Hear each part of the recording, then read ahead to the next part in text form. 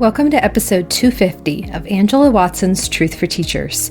I'm your host, Angela Watson, and I'm here to speak life, encouragement, and truth into the minds and hearts of educators and get you energized for the week ahead. Today, I'm talking with Megan Faherty about her lesson planning process and what she does to streamline and stay ahead. Visit truthforteachers.com to get an easy-to-read, easy-to-share version of this podcast episode. This episode is sponsored by Like a Sponge, a podcast for parents from the nonprofit Great Schools about how children learn. This year, they delved into a question totally relevant for teachers. How can we transform the 200-year-old institution known as the American high school and make it more equitable, student-centered, and humane? In each episode, we hear stories from educators who reinvented their practices and policies to solve for disengaged students, generational trauma, and a legacy of racism. It's all part of transforminghighschool.org, a bilingual collection of multimedia content. Find Like a Sponge anywhere that you listen to podcasts. Are you considering a career change but have no idea what else you could do with your education degree and experience? Daphne Williams of the Teacher Career Coach has lots of resources to help you translate your classroom work experience into skills that are highly sought after in other industries. Her course includes resume templates and guidance, contact information for companies that frequently hire teachers, and all the support and community you need to find your next career or just build a side hustle until you're ready to leave the classroom. If you're just curious about options or you're on the fence about leaving, start with a free quiz to identify careers that might be a good fit. Just go to teachercareercoach.com/truthforteachers or click the link in the show notes. You'll find special free resources that Daphne designed for Truth for Teachers listeners. That's teachercareercoach.com/truthforteachers. You might remember my guest, Megan Faherty, from episode 238. It was entitled, Get Your Grading Under Control with These 7 Mental Shifts and Habits. Listeners repeatedly told me that episode, EP 238, was life-changing, and it helped them think about their grading workload in a whole new way that worked better for them and their students. So Megan is back to tackle another tough topic in terms of work-life balance, and that is lesson planning. Megan's had a ton of experience in streamlining her process. She's spent 18 years teaching high school social studies, history, and psychology, and she's a graduate of the 40-hour Teacher Workweek program. Megan has written a guest post at truthforteachers.com which outlines in detail 9 steps that she uses to make decisions in advance about her lesson planning, so she's not spending every evening planning for the next day. Listen in.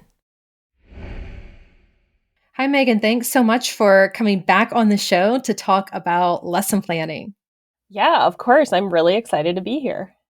I think this is going to be a great episode because I feel like so many teachers, obviously all teachers are expected to develop lesson plans, but many of us, maybe even most of us, were never really taught how to do it on a regular basis.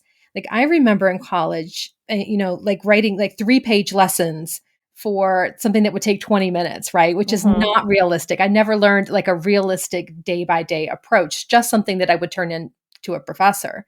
So I never really learned how to plan entire units, and I certainly never learned how to meet district requirements while also creating plans that are actually useful to me as I teach, because what you have to turn in is often very different from what you need to keep you on track as you're teaching. So I feel like planning tends to be one of those things that teachers are supposed to just sort of figure it out on your own and make it work.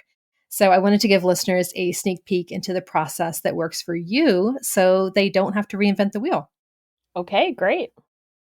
So I'm going to read each of the 8 steps from your article to you, and I'll give you time to expand on and explain each one. 9 steps, sorry about that. So the first step is to decide on your units. What does that look like for you?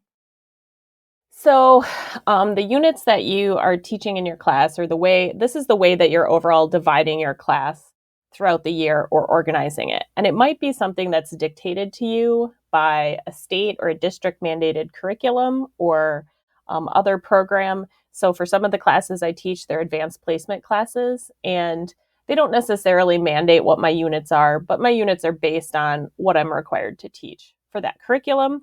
in other classes, you might be deciding on the units yourself. So in one of the classes I teach, which is freshman world history, um, we have all of human history to choose from in terms of what we're going to teach. So there's actually a lot of decisions to make and how to divide that up into units that make sense to us and to students. So this has to be the first step. I think probably most teachers do operate, with a list of units that they know they need to teach that year. But I think it's also possible some people might go in to the school year only knowing their first 2 or 3 units and deciding to figure out the rest later. And my approach is definitely to know it all ahead of time, to know exactly what your units are going to be at the beginning of the year, because you can't follow the rest of the process and you can't plan ahead in any meaningful way if you're leaving those kind of decisions until later. Yes, I agree. We have to have a big picture overview of what are all the different topics, what are the different standards, what are the different things we're going to cover, and look at it in units. So I think that's really important, because also if you don't do it that way, you can get to the end of the year and find out that you ran out of time. And I think that's where your second step comes in, because you talk about counting teaching days and dividing them up by units. So how does that work? Yes. So I absolutely think step 2 is like the linchpin for my whole approach for planning. I've had colleagues say to me, like, well, I don't have time to do that. I don't have time to plan that way, to plan ahead that way. And I really, really strongly believe that you don't have time to not plan this way. Because like you said, otherwise you're going to get to the end of your semester or the end of your year and not have time to do everything you're supposed to do. So the first step here is to count your actual teaching days, not calendar days, because in the article I gave an example, I think in November this year, I had 19 actual teaching days. So, you can't assume that every weekday is a day that you'll get to teach. So I'm leaving out vacation days, teacher professional development days, assemblies, testing days. I'm counting days I actually get to plan what happens in my classroom. So I'm being realistic. And then I'm dividing them up by the number of units I have. And this might be based on a variety of factors. All the classes I teach right now are classes I've taught for years. So I compare what I did last year, look at the number of teaching days I have this year, and then adjust as needed. Like, oh, I really needed an extra day on, unit 5 last year. Or really, I think I could cut a day. I spent, 15 days on unit 4. I shouldn't need that much time. Something like that. If you're starting from scratch, you might be able to base the number of days per unit, again, on some kind of pacing guide from your district, or something from, your teaching materials or your colleagues. Or if you have nothing else to go on, just divide up the days equally and see how that works if it's the first time you're teaching a class. This approach is something I learned because of teaching advanced placement classes, which really have their pros and cons. But one of the things I learned from the fact that, in an advanced placement class, I have to cover everything. I'm expected to prepare students for the exam, which is a fixed date that I have no control over. And so I better get through that curriculum. So this is how I started planning, dividing up how many days I have for each unit. And it forced me right at the beginning of my career to take this big picture approach. So this is something that I do at the beginning of the year or each semester. So I did this in August for my first semester. And where I teach, my second semester is ending right now. I have 2 more weeks of semester 1. And then in my district, we have a work day to get ready for semester 2. And this is the first thing I will do, is count teaching days for semester 2 and divide it up by the units for each of my classes. So you can have sort of a rough estimate at the beginning of the year and then go back through, you're saying, quarterly or on a semester basis, and say, okay, well, we had snow days, or looks like now we're going to have an assembly on this day, and and adjust things a little bit. Right. I definitely do adjust as I go. Sometimes at the beginning of the year, I set 8 days for a certain unit, and then I'm in the middle of it and I realize, okay, I really have to take another day here. But what this approach does for me is it makes me very aware that if I'm going to take another day for unit 3, I'm going to have to take that day from something else. There's only so many days. So I really have to weigh, how necessary is it for me to take an extra day on something right now because that's going to come back and there's going to be consequences for that at the end of the grading period, the semester or the year, or whatever it is. And I still have to cover my whole curriculum. Right. And I think it feels better to make those decisions up front rather than say, well, the kids need another day. So I'm going to give them another day on this topic. And then you get to the end of the unit and you're like, uh-oh. Right, Making that exactly. intentional choice right up front. Okay, I've got to make a hard trade-off. Yes, the kids need another day. However, they also need me to teach them this, this, and this. So it looks like because I don't have another day to trade off here, I'm going to have to, make some compromises here. And that's really tricky because as teachers, we want to teach until all the kids master everything. And that's just not reality. Right. And, two things about that. One is that I find this approach useful when I'm explaining to students why we can't take more time before a test or an assessment, and I can tell them, well, you guys, it works like this. We could take another day right now, but it means later on, you're going to have one less day of review or one less day on this. And so students can understand why I'm making those decisions. And then for me, the best solution to that problem of, I feel like students really need another day on this and I don't have time for it, is to make a note of that and try to spiral back to that in the next unit. If it's a skills-based thing, that's super easy to do. I'm going to do that anyways. And even if it's content-based, if I really feel like I can't take another day on this content right now, we have to get this assessment done, a vacation is coming up or whatever, there's a lot of issues with timing. I'll make a note of, I teach history, it builds on itself. So I definitely can always incorporate content students didn't grasp really well the first time into the next unit because it builds on itself like that. One more question before we go on to the next step. Do you build in any kind of buffer days, any kind of extra days where it's like, okay, I don't have something specific planned, but I can just use it to catch up with students or circle back to anything? I try to do that, but not necessarily at this step. That comes more later on when I'm planning specific day-by-day learning activities, because this is really about, the big picture of I have 8 days for this unit and 9 days for this unit. And then when I'm plugging in activities later on, I'm going to try to leave, half a class period to a class period kind of open for that kind of buffer. Got it. Okay, so let's keep moving through this process.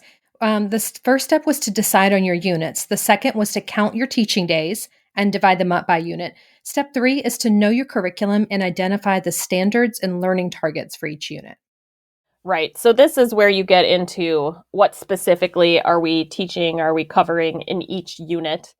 And this is a step that for the classes I've been teaching for a long time, I don't necessarily spend a lot of time on it or consciously think about it at this point in my career. That's why I said the step is knowing your curriculum. Like I know my curriculum so well, I know what's in each unit.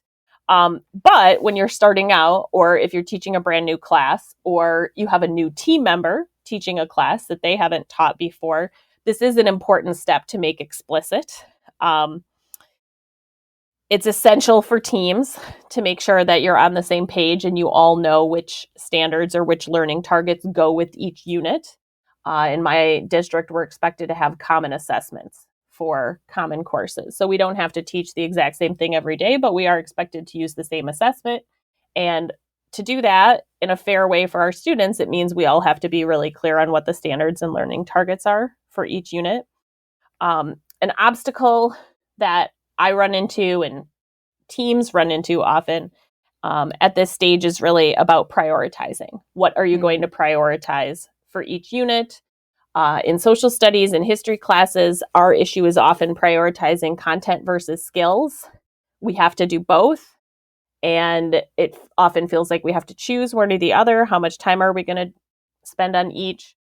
Even if you don't have the content versus skills issue in your content, there's just always the issue of prioritizing and how much time. So once we've identified the learning targets for each unit, we know how many days we have for each unit. We just divide them up. Okay, we've got 6 learning targets in 12 days. So we're going to spend roughly 2 days on each learning target. Now we're going to adjust that because one learning target might be pretty straightforward and students get it very quickly. And something else might be a lot more complicated or involved. So as much as possible, in order to solve that content versus skills issue, we do try to double dip. We can teach content while practicing a certain skill. And even with content learning targets, we can try to overlap them. But it really just comes down to, we know exactly how many days we have. There's only so much time. So we have to fit what we need to cover into that number of days. And that, as you said earlier, there are some hard choices to be made there, but it's better, in my opinion, in my experience, to make those hard choices early in the planning stage, not, at 8:30 p.m. on a Wednesday night when you're struggling to decide what to do for the next day. That's not when I want to be making hard choices. That's right. When you're, planning ahead and you're looking at the big picture, that's a much better time to do it. And I feel like it's a lot less frustrating too, because, I think many teachers feel like, well, this is just not child-centered enough. Like we need to be following the kids' lead more. I would say yes to that. And we also do have set skills that we have to cover in the year. And I think learning how to prioritize is something that we have to do in all of our life. Like none of us have enough hours in the day for all the things we want and need to do. If you're a parent, you don't have all of the time to foster all of the different skills and wisdom and experiences that you want to have in your own child. So how in the world are we going to do it with a classroom full of kids? Like this is this is life. This is about learning how to make these kinds of choices instead of just saying, well, I'm just going to try to get as far as I can, and teach a few things really well and really deep. And then, I guess we ran out of time. That's what I think we want to move against. And also feeling like, as you were saying, making these decisions on the fly, like, oops, I ran out of time. Guess we got to move on. It really does feel better to make these choices up front. Yeah, absolutely. I think it's easier to make the choices up front because it's less emotional at that point. It's like at a distance, I'm deciding about what I'm going to be doing in, a few months versus I'm deciding based on what happened in class today, where I can get very bogged down or very distracted by the individual needs of students, which is not necessarily what's best for them. If I take too long teaching certain things in my curriculum and then, I didn't get to these things, that's really doing the students a disservice. I'm leaving out key knowledge and skills that they're supposed to have to make them ready for the next class or the next grade level. And so just skipping it because I was trying to respond to their needs is actually not helping them. It's setting them up for failure in the future if I don't pass them on with the essential skills that they are supposed to have. I really, as I was writing this article, I talked to a bunch of my colleagues, what are the obstacles you come up against in planning, and, what's your approach to planning? And I've heard in those conversations and other times, many times, teachers talk about this issue of like, I can't plan that far ahead because I need to be able to respond to what that specific group of students needs. I need to be able to adjust. And to me, that is just a backwards way of thinking. I definitely do adjust and respond to student needs as I teach on a daily basis, but I find it so much easier to do that because I have an overall plan. Because it's a question of subbing in or out activities to a full unit plan that I have. Or I know I can take more time on a specific thing because I know I have a little wiggle room at the end of this unit. So it's okay for me to take an extra day. I just think that if you don't have the overall plan, then the decisions you make on the fly to adjust to student needs can ultimately hurt them more than they help the student. Yes, I agree. I always want to push back on this idea that everything has to be, developed right in the moment according to students' needs. This is the real world. Every teacher cannot plan every single lesson from scratch the evening before. During what planning time are we doing that? Yeah, exactly. So you got to map it out ahead of time. And, the tweaks for individual student needs come much more, I feel like, in the moment, but you cannot be planning lessons the night before. It's just not sustainable. And as you said, it doesn't always serve kids the best anyway. So anyone listening who feels guilty about this, who feels like, everything should be developed from scratch according to each individual student's needs, this is your permission slip to think more holistically about the learning targets, the skills, the standards that all of your students need to be exposed to this year? Yes. So I was just going to give the example of, in terms of adjusting for students' needs or an individual group of students, if I have an overall plan and I find I have a group of students who really struggles doing discussion in class, then I know I can, in my plan, there's a discussion. Okay, I'm going to scaffold that more, or I'm going to sub that out for a different interactive activity. I don't have to plan the whole unit day by day to be able to respond to individual student needs. And then the other thing I was thinking about is in terms of, what do students misunderstand? What do they struggle with? Once you have experience teaching the same class a couple times, that. Kids always struggle with this concept, and you can plan for it. And then, yes, you're still going to have individual students who struggle with something that you weren't expecting. But that's the kind of thing you address in the moment or on a daily basis. Can you come in after school so I can reteach this with you?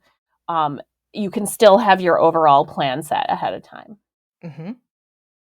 So if teachers are planning in advance, they've decided their units, they've counted their teaching days, divided them up by unit, they've identified the standard and learning targets for each unit, then that brings us to step 4, which is creating a study guide based on learning targets. How does that work? Yes, so this is something that I definitely work on with every unit I teach every year, because I look at the study guide that I had from the previous year and see if I need to tweak it at all. This is the student-facing document, the student-facing version basically of standards and learning targets. So I and my team will have a document, we know our state standards, state social studies standards. Okay, we're going to work on the continuity and change standard in this unit, etc. That's not necessarily student-friendly language. So the study guide is really 2 things. It's a student-friendly version of the standards and learning targets. And, I teach high school, and I want my students to be able to be independent with their learning and studying. So the study guide is, this is what you have to know for the unit. This is your guide. This is what will be on the assessment. Earlier in my career, especially in my advanced placement classes, I kind of thought a study guide was too much hand-holding for students. I wanted them to be able to be independent and have the metacognition to be like, the teacher talked about this for 3 days in class. It's really important. I should study that for the test. So if students asked what was on the test, I would say everything. But over the years, I have abandoned that attitude.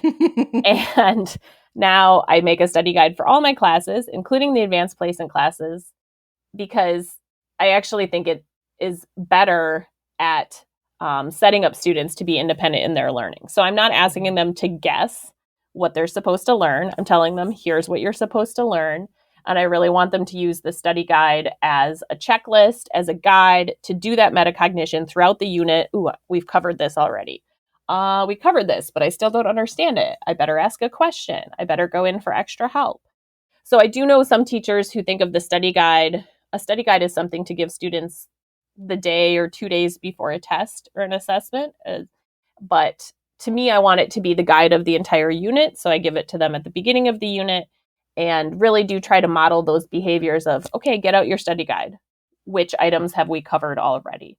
So that they can see there's a plan, there's a map for the unit. You don't have to guess what you're supposed to know. It's all right here in this document. And I always tell them, if it's not on the study guide, it's not on the assessment. Like, you can 100% count on that document to be accurate. So let's get into the assessment, because that's step 5 is planning out how you're going to be assessing. Right. And at step 5, I might not actually create the assessment, but I'm definitely going to have a clear plan of what the assessment is. It's a basic principle of backwards design, right? Begin with the end in mind. So before I can lay out the learning activities for a unit, I need to know, how is it going to be assessed? Will it be a test? If so, what types of questions are going to be on it? Will it be a project? If so, how are we assessing the project? What's the rubric for the project? If it's a graded discussion or a writing task, those also have standard rubrics that I use over and over again. So, I'm not writing a new rubric every time.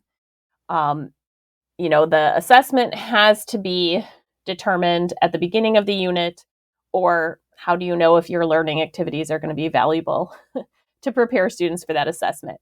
And this, I think, again, is super essential for teams to do together, really steps 3, 4, and 5. So knowing your curriculum, identifying the standards, creating the study guide, and planning the assessment. Those, I think, are the 3 essential steps to do as a team.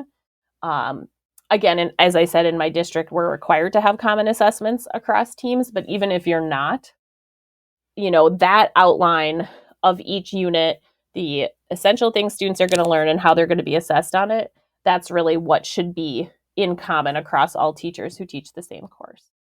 Mm-hmm. So your study guide functions sort of like a syllabus then, and it's leading up to what the assessment is. Is that right? Yeah, definitely. Mm-hmm. Yes. And generally, I will try to have information about the assessment on the study guide. It will say right on it, the test for this unit will have this type of question and this type of question. Depending on the class, for global studies or freshman world history class, we're often assessing their knowledge in writing at the end of the unit, and the writing prompt will be on the study guide. They'll know it from the beginning of the unit.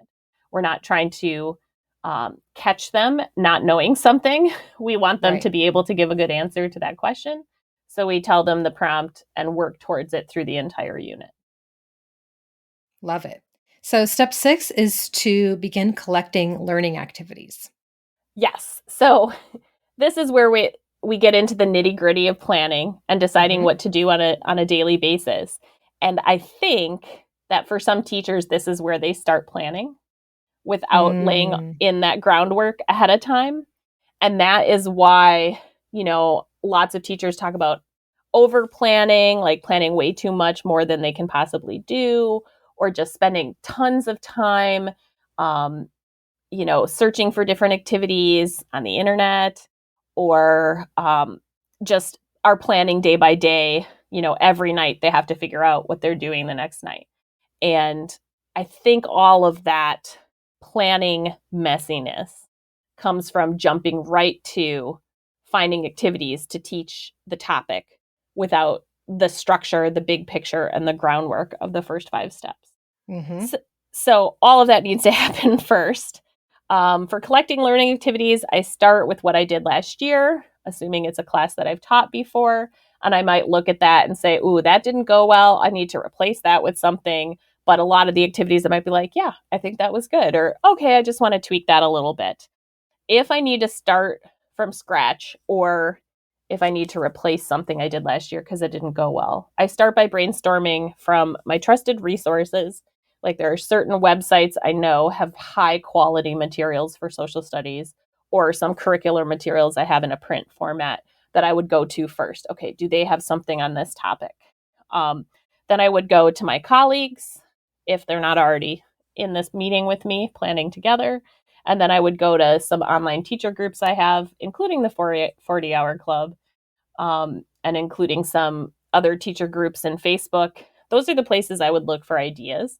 I would not, unless I was totally desperate, do a general search of the internet, because that is just a deep, dark hole you can fall down. And, with teaching history, there is a lot of misinformation on the internet. You can't just Google things. Nor is it a good use of your time as a teacher to sort through all of the resources that are on the internet. So again, if you're new in the job, or if you're teaching a new class and you might need to start with that general internet search, it's really important, I think, to build up a list of, that's a good website that has really reliable resources. That's a place I can go. I have 3 or 4 places that I would look first. And that really streamlines this process of, I have this topic. I don't know how to teach it. I'm totally, it's a blank page. What am I going to do to teach this? I don't want to go to the whole internet when I'm in that position. That's right. Because the goal here is not to find every possible teaching idea out there and then choose the best one, which is how I think a lot of us plan, honestly. And, maybe that was possible 20 years ago when all you had was the teachers in your building and, whatever books you had. Yeah, maybe you could actually look through everything and choose the best. And now that's just not possible. It's going to be way too time consuming. If that's something you enjoy doing or you feel like something is missing, that could be something that you do when you have more time. Like maybe like I used to do that during the summer because it was fun for me. Like I would, Mm-hmm. just look through different books and do different searches for things and kind of come up with ideas. But when it's time to actually plan during the school year, when you have limited time and energy, you do not want to see everything. And the beauty of the system that you're describing here is we already know how many days we have. We know we only have 9 days for this unit. One is an assessment, one's a review, one is going to be interrupted by a fire drill or whatever. Like one is going to have this. I really have, maybe 6 days with the kids. Right. So therefore, I don't need 500 different teaching ideas. I need one idea for introducing it, one for vocabulary practice, one for whatever. And when you know how much time you have to teach something, then you're looking for very specific things instead of just trying to collect all the ideas. Yeah, absolutely. When you have the overall plan, you're able to do a more targeted search. Like you said, okay, what I need is an introduction activity, not everything I could use to teach this topic. And the time to me to search all the resources, even sometimes during the school year, I might have a unit where everything's pretty solid. I like the way I taught it last year. I thought it was effective and worked for students. But there's this one thing that they struggled with, or this one activity that didn't quite go the way I wanted. Since I have the unit mostly planned, then I can do a deep dive on that and try and explore all the resources. But I can't do that for every activity all the way through the year. Right. Yes. Another thing I focus on at this step, this is where I do a lot of my planning for differentiation. And I really try to take a universal design for learning approach to that. So I've had some experiences where I've been trying to do a different kind of individualized version of every activity for several different students with different needs. And especially through working with my amazing ESL co-teacher for several years, I've really learned to take more of a universal approach, to try to design the learning activities from the beginning so they're mostly accessible for most students. I gave some specific examples in the article, but generally I try to ask myself, okay, if this is a specific support that is needed by a specific student based on their IEP, like they get notes printed, or they get sentence starters, or they get the transcript of a video, can I just give this support to all the students? And oftentimes the answer is yes, it is appropriate to give that to all the students. So then I'm not making tons of individual modifications. I have a universal version that's going to work for, 90% of the students, 90% of the time. And sure, I'm still going to have students who have a more extreme need or a more individualized need. I'm still going to do that individual differentiation, but I'm trying to plan to minimize those individual changes I need to make later on. Yes, because that is the really time-consuming, draining part. So I love that you're addressing that. So we're on step 7, which is to start filling in your daily lesson plans. You've collected your activities and you're ready to actually fill in these plans. Yeah, so I mean, this is pretty straightforward if we've done all the advanced planning steps. We know how many days we have. I have a lesson plan document, so I'm filling it into a chart. And I know my list of learning activities, and it's just a question of what order do I need to do them in, what makes sense. Okay, if they need this homework assignment done before they do this activity, when does it need to be assigned? Do I have time to introduce it? All of those kind of details are what I'm looking at this stage. I think the biggest thing that can save teachers time at this point is about the format that they use for lesson planning. So oftentimes our lesson plans have multiple purposes and audiences. We have our own planning document for ourselves. Oftentimes we need to submit something to administrators. We might need to post something for students or send home for parents. And I think that for a lot of teachers, they're doing each of those separately.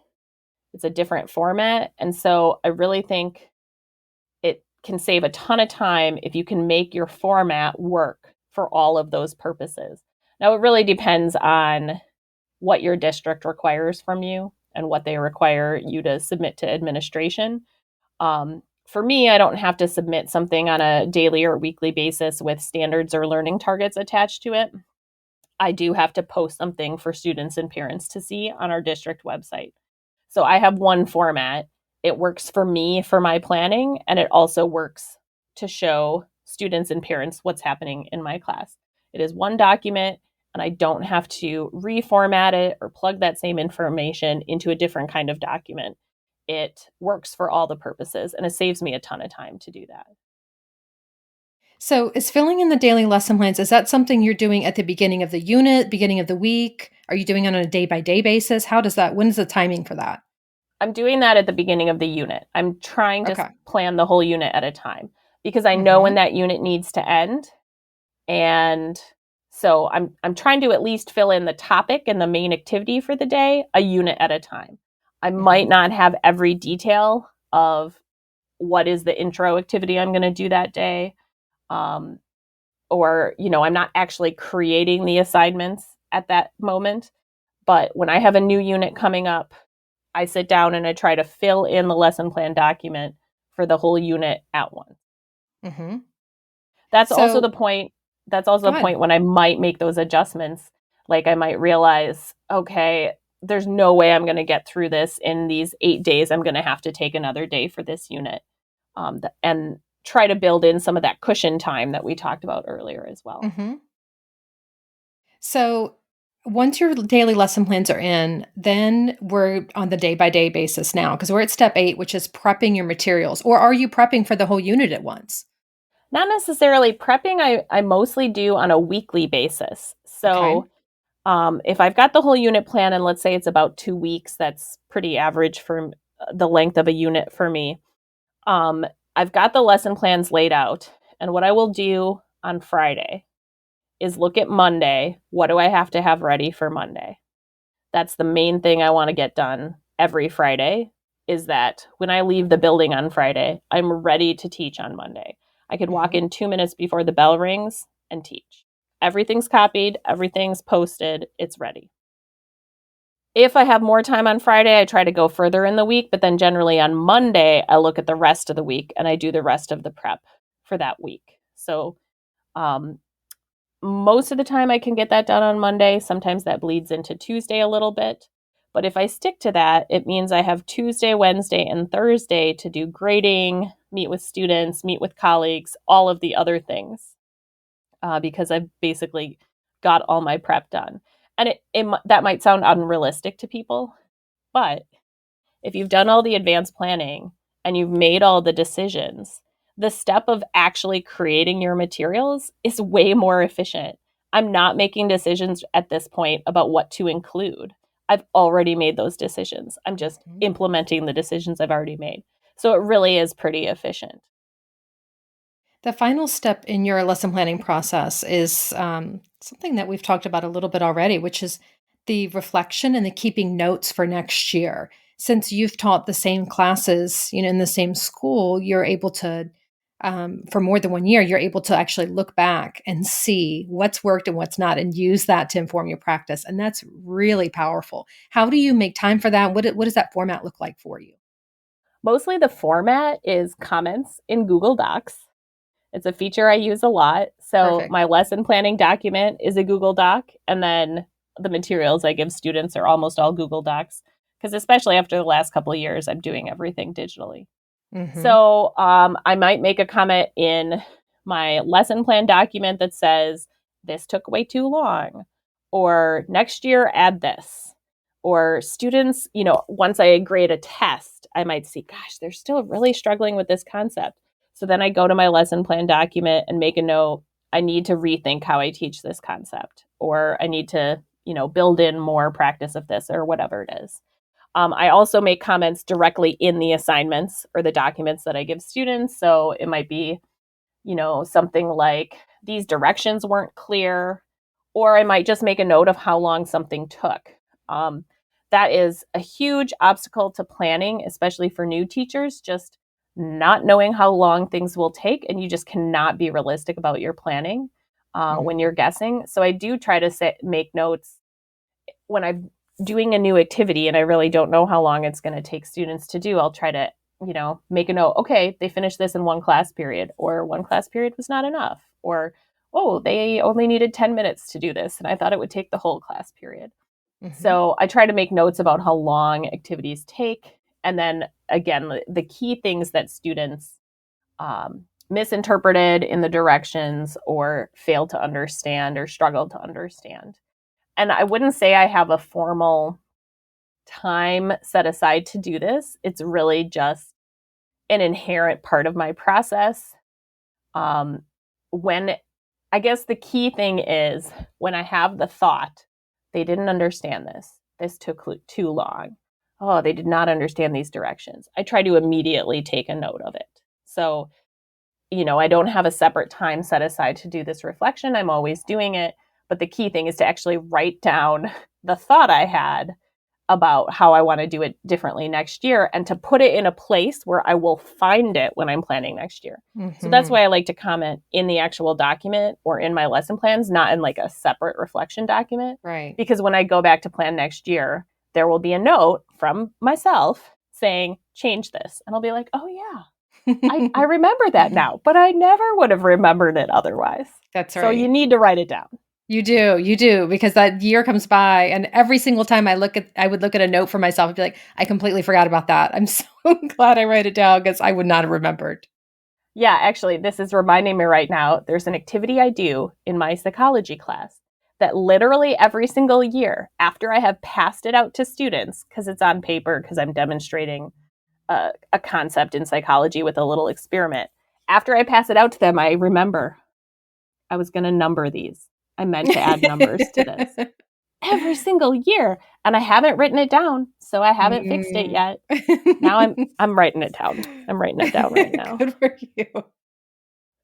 So Megan, what would you say to a teacher who's listening to these 9 stumps and is like, this is so much better than what I've been doing. I am so tired of just planning day by day and never feeling like I have enough time for everything.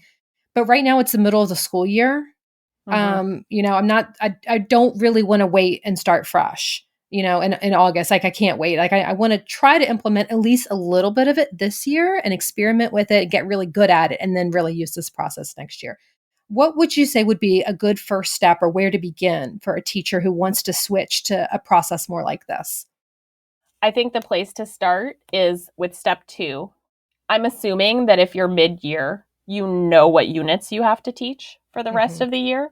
I guess if you don't know your units, start with step 1. But you can do step 2 at any point in the year. Look at your calendar. How many teaching days do you have left in the year? How many units do you have left? How much time can you spend on each unit? Doing that, at least for me, like that gives me a sense of control and it takes stress away because then I know it's not like this dark cloud looming in the future of whether I'm going to get through everything. And it doesn't matter if you didn't do it in August. You can do it now. You can do it with a month of the school year left and still, start to have that overall approach. So that's what I would start with. And then the second thing I would say is for the next unit that you have coming up, just try to sit down and plan the whole unit at once. Set aside a few hours, maybe, if you haven't ever taken that approach before. But pick an upcoming unit and see what it feels like to map out the whole unit at once versus taking a day-by-day approach. And then you can start to plug in the details about activities and assessments and study guides. What's one thing that you wish every teacher listening to this knew about lesson planning or planning in this approach? I think it goes back to something we talked about quite a bit already, which is the idea that planning ahead somehow prevents you from adapting to your students' needs is a myth. I think that is a huge obstacle for a lot of teachers. I also think there's an extent to which we might use that as an excuse for why we don't plan ahead or a justification for why we don't plan ahead. I just don't plan that way because I want to adjust for my students. Regardless, that is just a myth. Planning ahead enables me to adjust for my students' needs. It does not prevent me from meeting my students' needs.